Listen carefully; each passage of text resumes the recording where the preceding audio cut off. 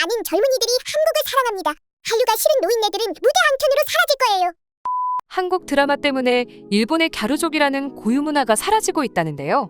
한국식 메이크업 문화와 K-드라마의 영향으로 일본 특유의 개성 강한 청년 문화가 없어지고 있어 일본 네티즌들 사이에서 우려 섞인 목소리와 함께 그 이유가 무엇인지에 대해 열띤 토론이 벌어지고 있습니다. 우선 우리는 갸루가 무슨 뜻인지부터 알아야 합니다.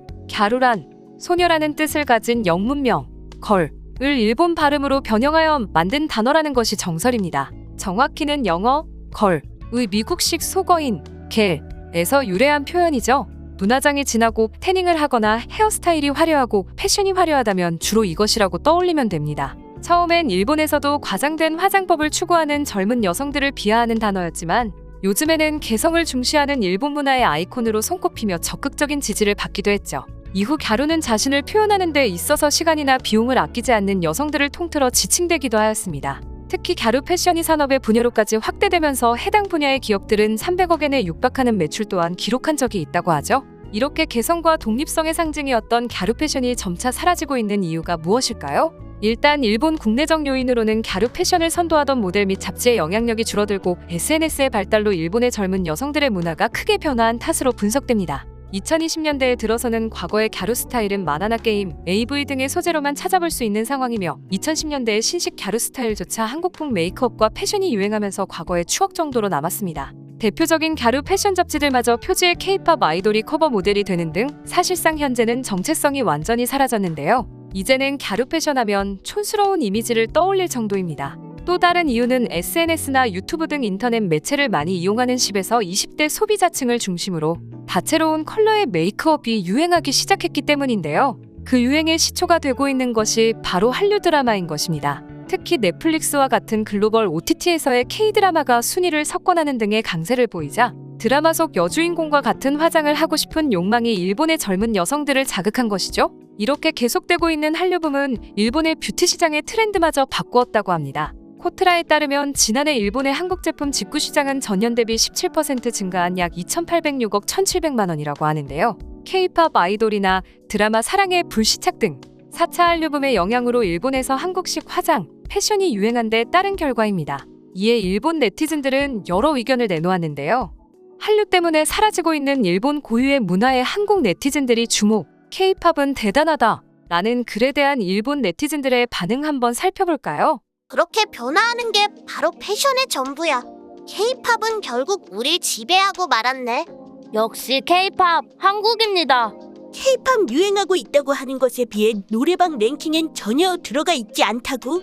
일본 문화가 한국 문화에 져버렸네. 역사, 관광, 국경 모두 한국이 위라고. 갸루 문화는 수치스러운 문화이기 때문에 사라져도 됩니다.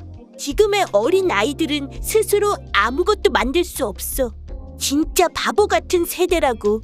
유행이 변하는 건 당연한 이야기야. 한국과는 전혀 관계없어. 오히려 한류 스타들이 끈질기게 TV쇼에 나오는 것이 자기적이라고. 사람은 시간이 지나면서 어른이 되어 거기에 맞는 옷차림으로 진화합니다. 언제까지나 갸루를 할 이유가 없다고. 바보냐? 김치머리. 많은 젊은이들이 한국을 사랑합니다. 한류가 싫은 노인네들은 무대 한켠으로 사라질 거예요. 최근 한국을 이길 수 있는 항목이 하나도 없어. 일본은 이제 한국의 의지에 갈 수밖에 없네.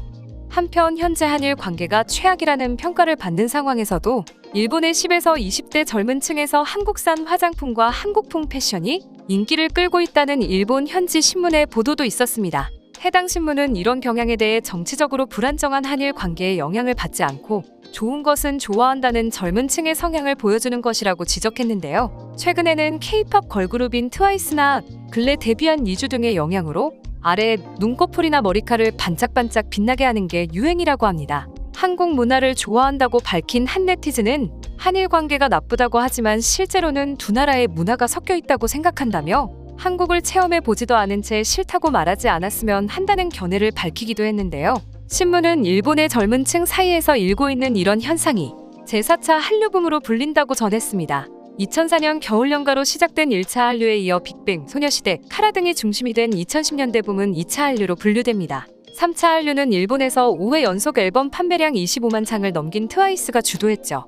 1, 3차 한류의 경우 콘텐츠 소비 세대와 장르가 한정적이었습니다. 이에 비해 4차 한류에서는 세대는 더 확장됐고 장르도 드라마, 영화, 음악, 웹툰 등으로 다각화됐죠. 일각에서는 80년대에서 90년대까지의 아시아 문화의 전진기지로 기능한 일본의 역할을 한국이 대체하고 있다는 분석이 나옵니다. 1차 한류를 이끈 겨울연가는 40대 이상 중년 여성이 중심이었고 아이돌 위주의 2, 3차 한류에서는 10에서 20년생 여성이 핵심 소비층이었지만 4차 한류부터 한국 콘텐츠는 특정 계층만 향유하는 서브컬처가 아닌 전 세대가 즐기는 주류 콘텐츠로 부상한 것입니다. 지난해 일본 넷플릭스에서 가장 인기를 끈 사랑의 불시착과 이태원 클라스가 대표적인데요.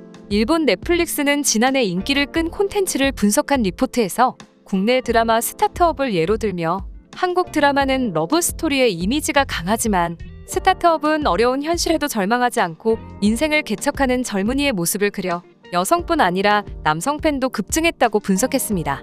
4차 한류를 가능케 한 건 일본에 비해 높아진 한국 콘텐츠의 완성도라고 평가할 수 있는데요. 내수 시장이 작아 일찍이 해외 시장으로 눈을 돌려 세계적 경쟁력을 갖추려고 애쓴 노력이 결실을 맺었다는 분석입니다. 한 전문가는 시장에서 살아남기 위한 치열한 경쟁을 통해 국내 창작자들은 국내외 소비자의 니즈가 무엇인지 파악하는 민감성이 특히 높다고 설명하기도 했습니다. 또한 배우 캐스팅에도 차이가 있다고 설명했는데요. 일본 지상파의 경우 특히 언제나 같은 문법과 패턴에 같은 배우를 기본으로 드라마를 기획하는 경향이 강하다고 합니다. 하지만 한국 케이블 TV는 배우 유명세에 크게 의존하지 않고 기획에 맞춰 배우를 섭외한다는 겁니다. 일본의 한 관계자는 일본에서는 2000년대 초반 출연했던 주요 배우들이 나이 들어서도 등장해 비슷한 배역을 몇 번이든 계속 맡곤 한다면서 이것이 시청자 이탈을 부추겼다고 말합니다. 그는 또 제작비를 댄 스폰서를 배려한 작품만 만드는 일본과 한국은 기획력에서 큰 차이가 있다고 지적했습니다.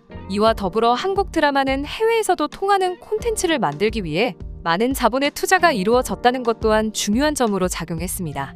2018년 드라마 미스터 션샤인은 회당 제작비가 16억 원, 지난해 더킹, 영원의 군주는 20억에서 25억 원에 달했습니다. 이에 비해 일본 드라마의 회당 제작비는 2억에서 3억 원 수준입니다. 일본 이코노미스트는 지난해 7월 기생충, 사랑의 불시착, 이태원 클라스 히트 연발의 한류, 일본 콘텐츠가 이길 수 없는 이유라는 제목의 기사에서 일본의 골든타임 시간대 드라마의 평균 제작비가 2천만에서 3천만 엔 수준이며 최고 수준 제작비는 5천만 엔 정도라고 보도했습니다. 방송통신위원회에 따르면 2013년 기준 국내 지상파 3사 드라마의 회당 평균 제작비는 3억 7천만 원입니다. 일본의 현재 드라마 회당 제작비가 8년 전 국내 드라마 회당 제작비에도 못 미치는 셈이죠. 오늘은 K-뷰티가 어떻게 일본 고유 문화를 변화시켰는지, 그에 대한 일본 현지인들의 반응은 어떤지 알아보았습니다. 여러분들은 어떻게 생각하시나요? 재미있게 보셨다면 구독과 좋아요를 눌러주세요.